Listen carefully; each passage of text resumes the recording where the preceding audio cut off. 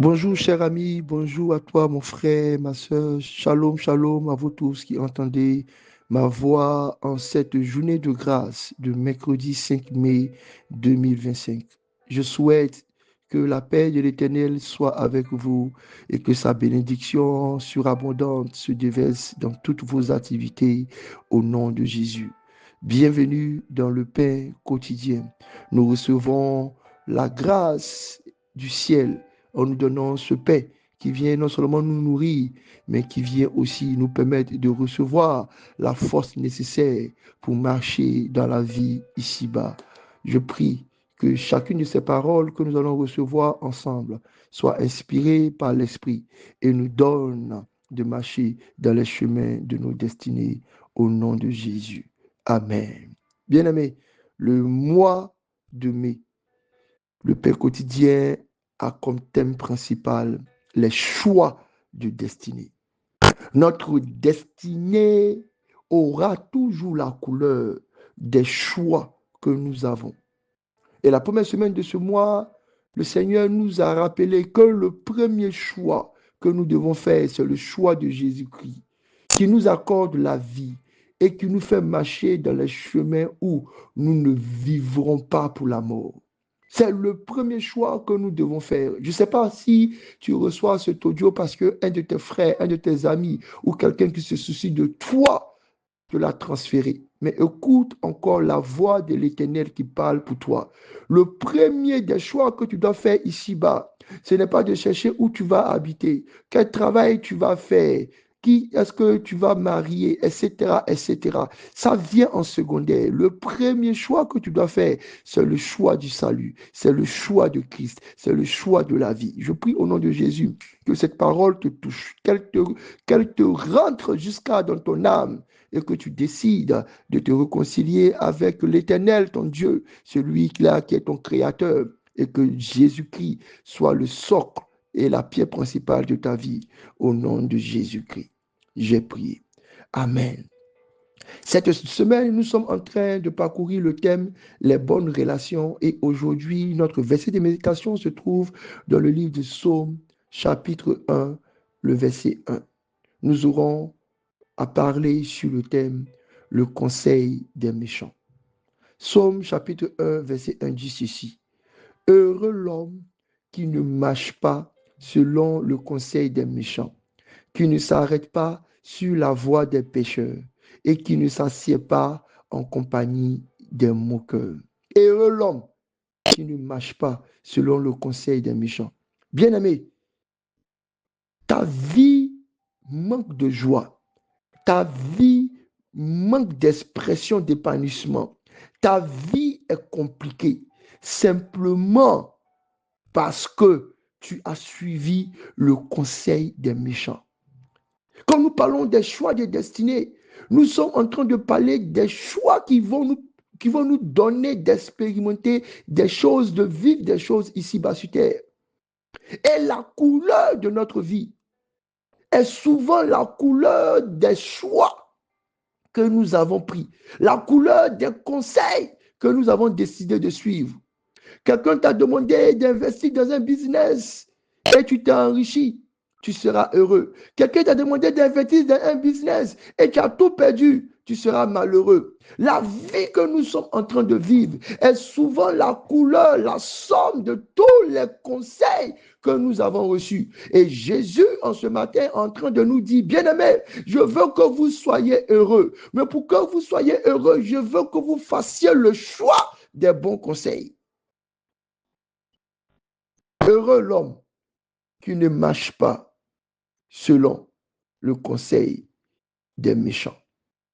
Le destin de chaque homme est une construction spirituelle qui sera une addition d'un tout. Des choses pour lesquelles il n'a pas de choix conscient. Mais heureusement, beaucoup de choses pour lesquelles il a des choix conscients. Malheureusement, Satan, sachant que notre vie et notre destinée est la résultante de nos choix, vient corrompre nos choix en nous donnant de mauvais conseils. Et pour d'autres, malheureusement, les rendant aveugles pour qu'ils s'égarent, pour qu'ils se perdent, ou simplement sous une influence démoniaque, sous un envoûtement quelconque, change de voie. Notre vie est influencée, est façonnée, est créée, est grandie, est construite par les conseils que l'on reçoit ou que l'on suit. La Bible ne commence pas tel le livre de Psaumes par hasard en disant cet avertissement: ne marche pas selon le conseil des méchants. Ta joie, ton bonheur est lié au conseil que tu vas appliquer dans ta vie. Avant de parler de prospérité, de bonheur et de bénédiction, l'Éternel attire notre connaissance, notre vie, nos yeux sur la qualité des conseils que nous recevons.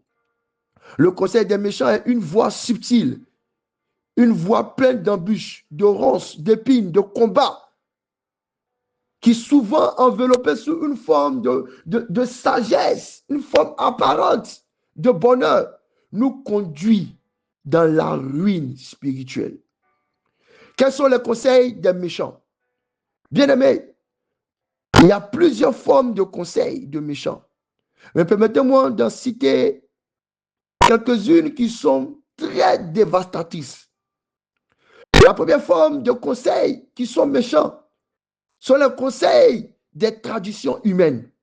Les règles et les coutumes vides de sens qui remplacent la vérité de Dieu. Nous naissons dans des familles, nous naissons dans des croyances, nous naissons dans des territoires qui appliquent des coutumes que nous appliquons dans nos vies et qui donnent la couleur à notre destinée. Je regardais une fois un documentaire où un peuple,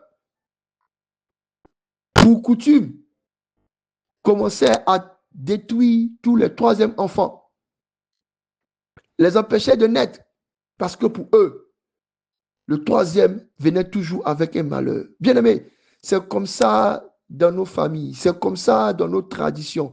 Nous avons des règles et des coutumes qui ne sont pas de Dieu. La deuxième forme des conseils des méchants vient de tout ce qui est science occulte. Des chrétiens ne doivent pas s'adonner à l'horoscope, ne doivent pas chercher à consulter les voyants, ne cherchent pas à vivre selon une certaine divination. Parce que ces conseils-là sont inspirés du monde des ténèbres. Même si elles disent des choses qui semblent être vraies, la résultante, c'est d'ouvrir une porte dans nos vies pour que nous vivons les choses ténébreuses. La troisième forme des conseils des méchants, c'est ce que nous appelons la connaissance humaine. Ces raisonnements trompeurs et séduisants qui nous éloignent de la foi. Je me rappelle quand j'étais jeune, tout autour de moi me disait, si tu n'avais pas de rapport avec une jeune fille à cet âge, tu n'es pas vraiment un homme, tu n'auras pas vécu la vie. Et le maximum de mes amis prenaient ce chemin. Heureusement que nous avons reçu un conseil divin qui disait, jeune homme, ne livre pas ta vigueur aux femmes pour nous préserver. Quatrième forme de conseil, c'est le conseil que nous avons nous-mêmes, de la vanité et de l'orgueil de la vie. L'idée que la réussite se trouve sans Dieu et que nous devons tout expérimenter, tout tester. Regarde, aujourd'hui, la maladie que tu as, c'est parce que tu as voulu forcément tester à la cigarette, à l'alcool, à une vie de débauche. Bien-aimé, nous devons faire attention à tous les conseils que nous recevons pour éviter que notre vie s'obscurcisse. Permettez-moi de vous dire où est-ce que nous trouvons ces différents conseils des méchants pour que, étant avertis, nous soyons vigilants. Le conseil des méchants vient de ce que nous appelons la proximité relationnelle. Nous le voyons avec Ève qui se rapproche du serpent pour l'écouter et reçoit un faux conseil. Hier, nous avons compris que les mauvaises compagnies corrompent les bonnes mœurs. Là où aussi nous pouvons écouter le conseil des méchants, c'est quand nous sommes activés dans une curiosité malsaine. Nos yeux tournent, nos regards cherchent des choses incompréhensibles. Et cette curiosité-là nous amène. Je vois des femmes dire que j'ai demandé à ma meilleure amie comment est-ce qu'elle a fait pour que son mari, comme ça, quand elle parle, il ne dit rien.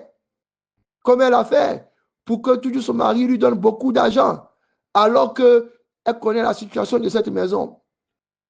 Son ami lui dit non, j'ai vu telle femme, j'ai utilisé telle recette.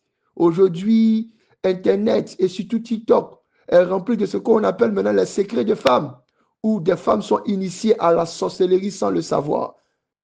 Quelle curiosité malsaine.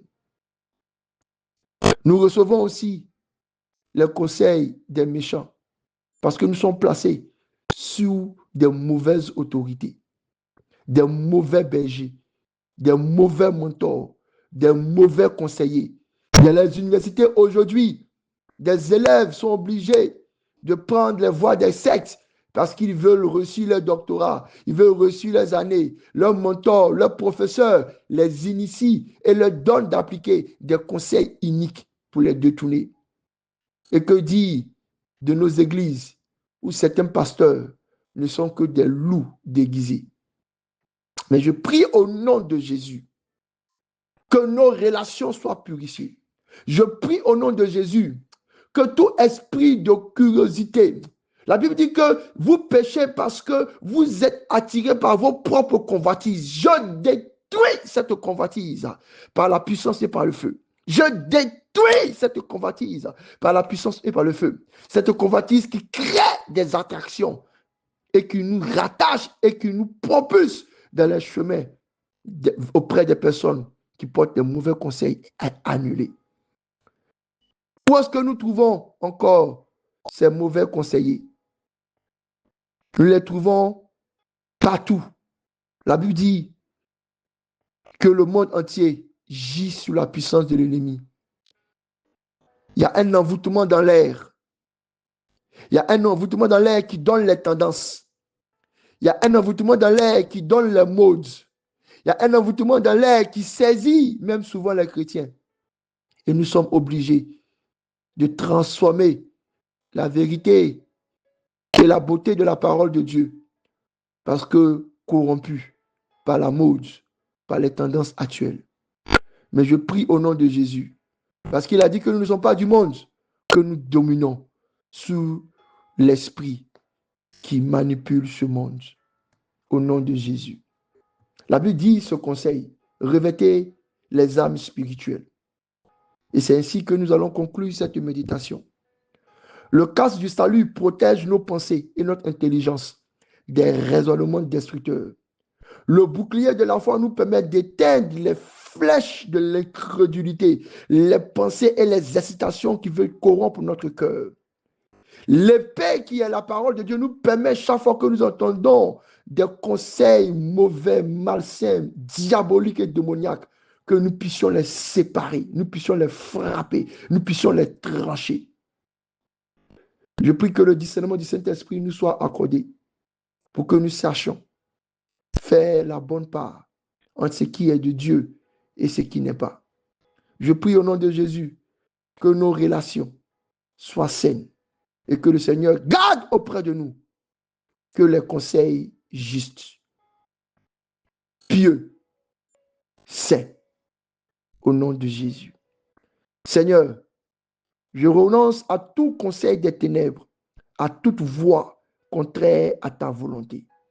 Père Céleste, par ton esprit, conduis-moi hors des relations toxiques, des influences destructives et des paroles trompeuses. Seigneur, je prends l'armure complète de l'esprit, le casque du salut, le bouclier de la foi. Je proclame par l'épée ta parole. Je refuse de me soumettre aux mauvaises influences. Et maintenant, le conseil du diable, le conseil de l'ennemi pour détruire ma destinée est annulé. Bénédiction.